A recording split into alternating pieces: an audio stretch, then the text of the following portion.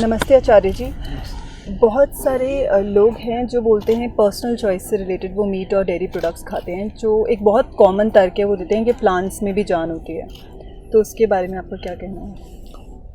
देखिए, बात को एकदम शुरू से समझना होगा। ये बात बिल्कुल ठीक है कि एक न्यूनतम मिनिमम स्तर की चेतना, कॉन्शियसनेस पौधों पर और पेड़ों में होती है। बात यह है कि आप इंसान पैदा हुए हो और जिस दिन आप इंसान पैदा हो जाते हो उस दिन दुर्भाग्यवश ये तय हो जाता है कि आपको एक न्यूनतम स्तर की, मिनिमम लेवल की हिंसा करनी ही पड़ेगी। ये बात बहुत लोगों को अजीब लगेगी, अरे कि अगर हम इंसान ह्यूमन बीइंग पैदा हुए हैं तो इसका मतलब ये है कि एक मिनिमम वायलेंस करना ही पड़ेगा।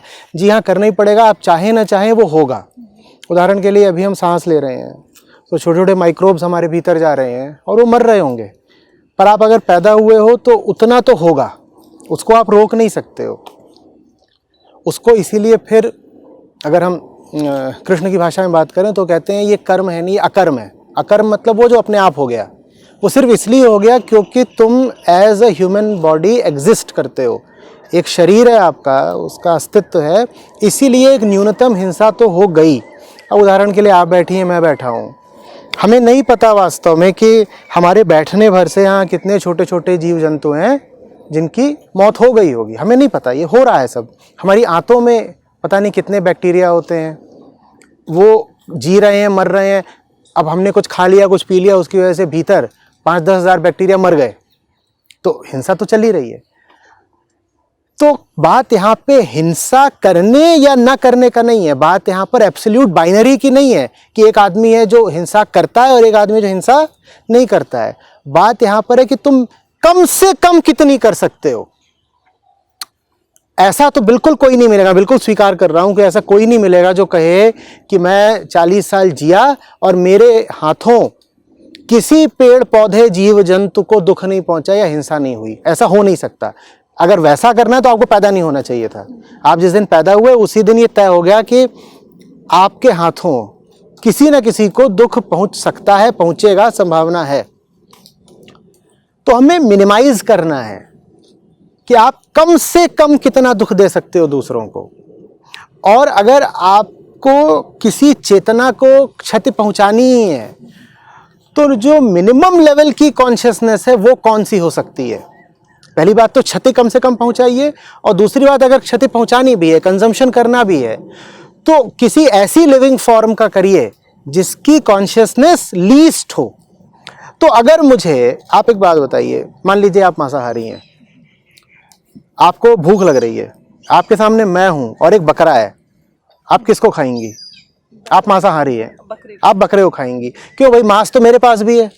अब मैं बता रहा हूँ आपको, मेरा मांस बहुत स्वादिष्ट है, आप मुझे क्यों नहीं खाती? क्यों नहीं खाती भाई? बकरे में और मुझ में क्या अंतर है? मुझ में और बकरे में ये अंतर है कि मेरी चेतना, मेरी कॉन्शियसनेस बकरे से ऊपर की है। तो आप कहते हो कि भाई किसी को खाना तो पड़ेगा ही, क्योंकि मैं इंसान हूं, मैं इंसान हूं, मुझे पेट मिला है तो मुझे कुछ खाना है, लेकिन मैं उसको खाऊं ना जिसकी कॉन्शियसनेस कम है। तो इंसान में और बकरे में आप चुनाव करती हैं बकरे का। मेरी सबसे प्रार्थना यही है कि जैसे इंसान और बकरे में तुम इंसान को बख्श देते हो ना, खा तो इंसान को भी सकते थे। कोई छोटा बच्चा है, मान लीजिए मिल गया आपको कहीं पे किसी तरीके से, आप मार के उसको खा सकते हो, बाद में जो भी होगा वो, लेकिन खा तो, लेकिन आप उसे बख्श देते हो। क्यों बख्श देते हो? आपको पता नहीं आप उसे क्यों छोड़ देते हो। जब मैं लोगों से पूछता हूं कि इंसान को मार के क्यों नहीं खाते, तो लोग बहुत उलझे जवाब देते हैं। उनको कोई जवाब ही नहीं होता, क्योंकि उनको कभी ये सवाल जहन में आया ही नहीं होता कि हम इंसान को क्यों नहीं खाते। आप इंसान को इसीलिए नहीं खाते क्योंकि इंसान की चेतना ज्यादा ऊंची है, बकरे से ऊंची है, तो इसलिए आप इंसान को नहीं खाते। मैं कह रहा हूं, विनती कर रहा हूं कि जब बकरे और सेब में चुनाव करने की बात आए तो वहां भी आप यही पैमाना लगाइए कि बकरे की चेतना सेब की चेतना से ऊंची है, तो इन दोनों में मैं सेब को खा के काम चला लूंगी, बकरे को नहीं खाऊंगी। उसमें हम ये बिल्कुल नहीं कह रहे कि सेब चेतना शून्य है, हम ये नहीं कह रहे कि सेब अनकॉन्शियस है, हम कह रहे हैं सेब लेस कॉन्शियस है। ये समझ में आई बात?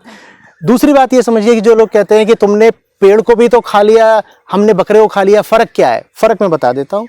फर्क ये है कि अगर आप कह रहे हो कि आपको पेड़ से इतना प्यार है, लोग आते कहते हैं आप पेड़ को क्यों काट रहे हो, पेड़ को भी तो आप काट रहे हो ना खाने के लिए। पेड़ या पौधा मान लीजिए आपकी गेहूं की चावल की फसल है, आप उसको कटाई तो करते हो ना, तो कहते हो आप भी तो काट ही रहे हो ना, हम बकरा काट रहे हैं, आप धान काट रहे हो। तो तुम्हें अगर पेड़ पौधों से इतना प्यार है तब तो और जरूरी हो जाता है कि तुम बकरा ना खाओ। बताइए क्यों? क्योंकि बकरे हवा में बरसते नहीं है। ज्यादातर लोगों को ये पता ही नहीं है कि उनके खाने के लिए मांस कैसे आता है। वो बकरा जबरदस्ती पैदा किया जाता है, वो मुर्गा जबरदस्ती पैदा किया जाता है, वो सुअर, वो भैंस, वो जबरदस्ती पैदा किए जाते हैं फार्म्स में। और जब वो जबरदस्ती पैदा किए जाते हैं तो 1 किलो बकरे के मांस के लिए कम से कम 30-40 किलो अन्न लगता है, जो कि पेड़ पौधों से आता है। तो जब आप बकरा खा रहे हो तो असल में आपने 40 पेड़ पौधे मार दिए। अगर मैं शाकाहारी हूं और मैं अन्न खा रहा हूं तो मान लीजिए मैंने एक ही तो पौधा मारा। आप बकरा खा रहे हो तो आपने 40 मार दिए। तो अगर आप ये तर्क भी देते हो कि साहब आप भी तो देखो किसी न किसी को काट ही रहे हो, आप धान को काट रहे हो, तो साहब मैंने तो धान थोड़ा सा काटा, आपने मुझसे धान 40 गुना ज्यादा काट दिया, क्योंकि बकरे के 1 किलो मांस के लिए उसको पहले 30-40 किलो अन्न, ग्रेन्स खिलाने पड़ते हैं। वो कहां से आते हैं?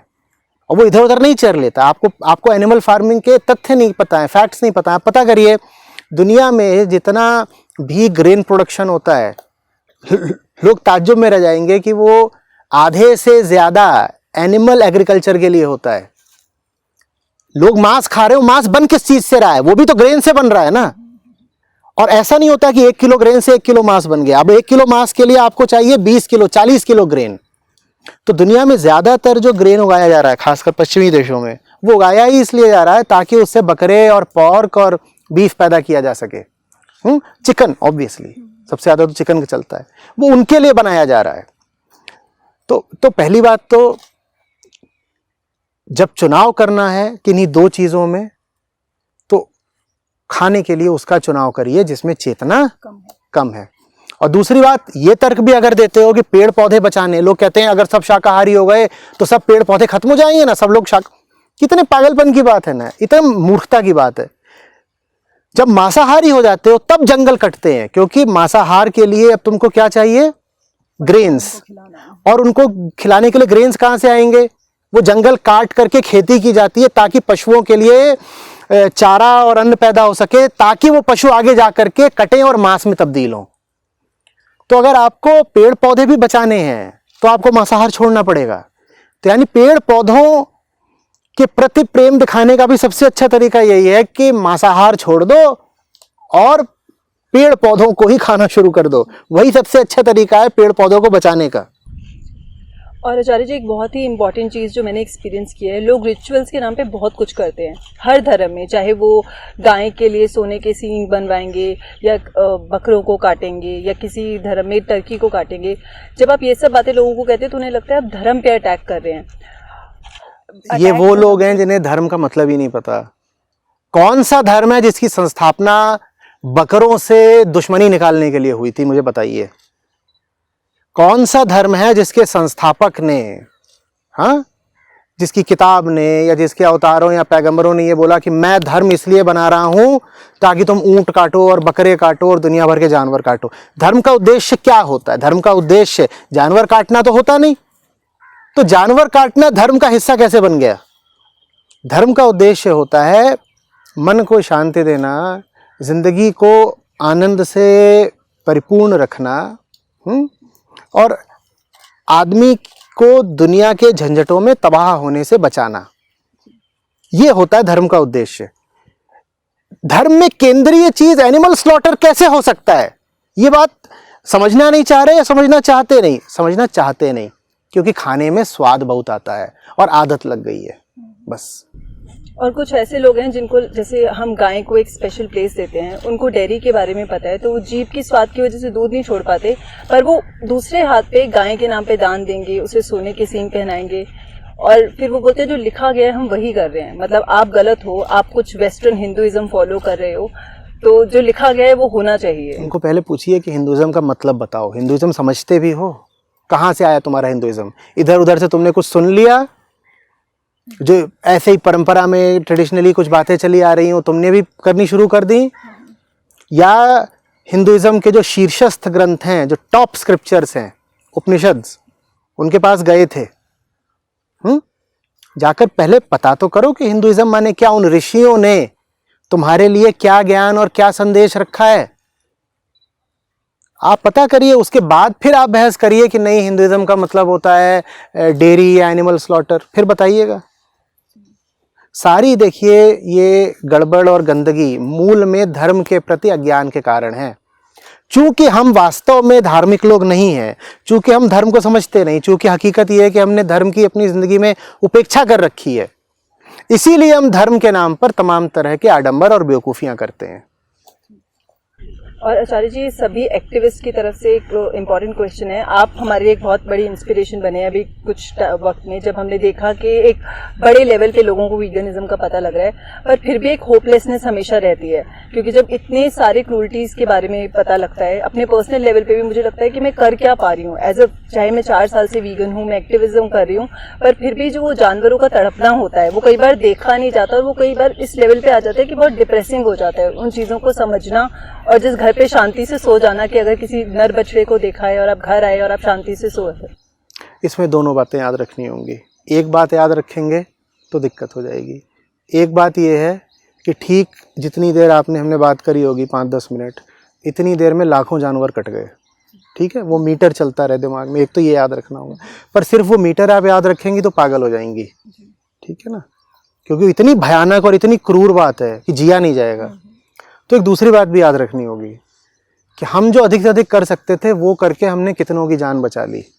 वो भी याद रखना होगा कि अगर मैंने कोशिश ना की होती, अगर मैंने भी अपना फर्ज नहीं निभाया होता, तो कम से कम 10, 20, 40 लाख जानवर और कट गए होते। अभी वो जिंदा है, अभी उनकी जान बची हुई है। तो अकेलापन भी लगेगा, नाउम्मीदी भी लगेगी, पर ये भी तो याद रखना होता है ना कि हम जो काम कर रहे हैं, उदाहरण के लिए मुझे भली भांति पता है कि कम से कम 10, 20, 40 हज़ार लोग हैं जिनके मन में जीवन के प्रति और सारे जीवों के प्रति प्यार और करुणा हमारे काम से पैदा हुई है। लोगों ने मांस खाना छोड़ा है, बहुत लोगों ने दूध भी छोड़ दिया है, तो हमें वो भी याद रखना है। नहीं तो आपने बिल्कुल ठीक कहा कि एकदम एक निराशा छा जाएगी। हाँ, दोनों मीटर चलने चाहिए। एक मीटर तो ये चलना चाहिए कि इतनी देर में खच खच खच खच खच कटे कटे कटे कटे और बेवकूफ़ियाँ, उनकी पैकेजिंग हो रही है, और मांस के नाम पे एंटरप्रेन्योरशिप भी हो रही है। नए नए एंटरप्रेन्योर निकल के आ रहे हैं जो डब्बा बंद मांस लोगों को पहुंचा रहे हैं। वो सब भी याद रखना है, और ये भी याद रखना है कि हम जो कर रहे हैं उससे कितनों की जान बच भी रही है, उससे उत्साह बना रहेगा और आगे बढ़ने की प्रेरणा मिलती रहेगी। और एक मुझे और पर्सनल एक्सपीरियंस से क्वेश्चन पूछना है। जैसे मैं अपने घर में भी देखती हूँ, फ्रेंड्स में भी देखती हूँ, लोग कहते हैं कि आप बहुत ज़्यादा ओवर इन्वॉल्व हो रहे हो जानवरों में। कुछ लोगों ने इवन ये तक बोला कि वो उनके कर्मा है, मतलब जो भी हो रहा है ठीक है, तुम वीगन हो, एक्टिविज्म कर रहे हो, पर अगर कोई डॉग इतना तड़प रहा है तो तुम्हें हर बार भागने की ज़रूरत नहीं है। ओवर कंसर्न क्यों होना है एनिमल्स के लिए? अब ये तो अपनी अपनी चेतना की बात है। आपके एक मुहासा भी निकल आता है तो आप उसको 10 बार देखते हो, और वहाँ जानवर कट रहा है तो आप बोल रहे हो ओवर कंसर्न मत हो जाओ। तो अब ये तो अपनी अपनी अकल की बात है। कोई बेअकल हो तो उसको क्या बोल सकते, यही बोल सकते धत मूर्ख, और क्या। तो बहुत सारे लोग ऐसे भी बोलते हैं कि जब हमारा इंसानी जन्म होता है उससे पहले जो पूर्व जन्म होता है वो गाय का होता है, गाय के बाद ही आप इंसान बन सकते हैं। तो ऐसा होता है या सिर्फ नहीं, बात ये नहीं है कि तथ्यगत रूप से सही है कि नहीं, कि फैक्ट है कि नहीं। भाई फैक्ट है कि नहीं वो समझाने के लिए मुझे आपको वास्तव में पुनर्जन्म या रीइंकार्नेशन क्या होता है इस पे बात करनी पड़ेगी, वो आधा 1 घंटा लगेगा। अगर मान भी लो कि ऐसा है, अगर मान भी लो हाइपोथेटिकली कि ऐसा है भी, तो भी पहली बात तो ये कि अगर मानव योनि सर्वश्रेष्ठ है, सबसे ऊंचा जन्म मानव का है, तो ऊंचा क्यों बोलते हैं उसको? ऊंचा इसलिए बोलते हैं कि आदमी में एक क्षमता होती है प्रेम की, करुणा की और बोध की। अगर आप वाकई सबसे ऊंची योनि में, बर्थ में पैदा हुए हो, तो आप पर तो जिम्मेदारी और ज़्यादा आ जाती है कि आपके हाथ में भले ये ताकत हो कि आप एक नन्हे से मुर्गे को काट के खा सकते हो, लेकिन आप कहोगे मैं नहीं खाऊंगा। मैं उसे खा भी सकता हूँ, शायद मैं उसे पचा भी लूँगा, लेकिन मैं खाऊंगा नहीं, क्योंकि मैं इंसान हूँ। शेर पर ये बात लागू नहीं होती। शेर अगर हिरण को मार सकता है तो हिरण को मार के खाए और उसने कोई पाप नहीं कर दिया। लेकिन आपके पास अगर विकल्प था कि हिरण को खाऊं या सेब खाऊं और आपने हिरण को मारा तो आपने पाप कर दिया। ये अंतर समझना जरूरी है, क्योंकि आप सबसे ऊंचे हो, शेर सबसे ऊंचा नहीं है। शेर सबसे ऊंचा नहीं है तो कुछ भी करेगा चलेगा, आप करोगे तो नहीं चलेगा। ये पहली बात। दूसरी बात गाय की, अगर गाय वाकई इतनी ऊंची है कि आदमी का जन्म लेने से पहले आपको गाय का जन्म लेना पड़ता है, तब तो और आवश्यक हो जाता है ना कि आप गाय के प्रति सम्मान रखो और सद्भावना रखो। जो आपको बहुत ऊंचा लगता है आप उसे दोहना शुरू कर दोगे क्या? ये कौन सा सम्मान है? आप मनुष्य हो, आप इतनी महिलाओं को सम्मान देते हो, तो आप उन महिलाओं को उनकी इच्छा के विरुद्ध दोहना शुरू कर देते हो, उनके थनों से दूध निकालना शुरू कर देते हो। आप ये कहते हो चूंकि मैं इनको इतना सम्मान देता हूं इसीलिए मैं इनका दूध निचोड़ना शुरू कर दूंगा। आप ये करोगे क्या? फिर तो आप वाकई कहोगे ना कि सम्मान का अर्थ होता है उसको पूरी स्वतंत्रता देना कि वो जैसा चलना। आप जिसको सम्मान देते हो उस पर जबरदस्ती तो नहीं करते ना। तो आप गाय को खूंटे से बांध के क्यों रखते हो? आप गाय की इच्छा के विरुद्ध क्यों गर्भाधान कराते हो? आप गाय से पूछ के ले जाते हो कि क्या अब तू गर्भ रखना चाहती है? तूने गाय से पूछा था कि दूध देना चाहती है। ये सम्मान का द्योतक है। अगर आप वाकई गाय को सम्मान देते हो तब तो आप गाय को स्वतंत्र छोड़ोगे ना। हाँ, ये जरूर हो सकता है कि आपको गाय मिली, आपको दिखाई दिया उसे चोट लगी है, तो आप प्रेम के नाते और सम्मान के नाते आप उसकी सेवा कर दो, आप उसकी पट्टी कर दो, आप उसे डॉक्टर के पास ले जाओ। ये आपको जरूर करना चाहिए। ये सम्मान का द्योतक हुआ, इंडिकेशन हुआ।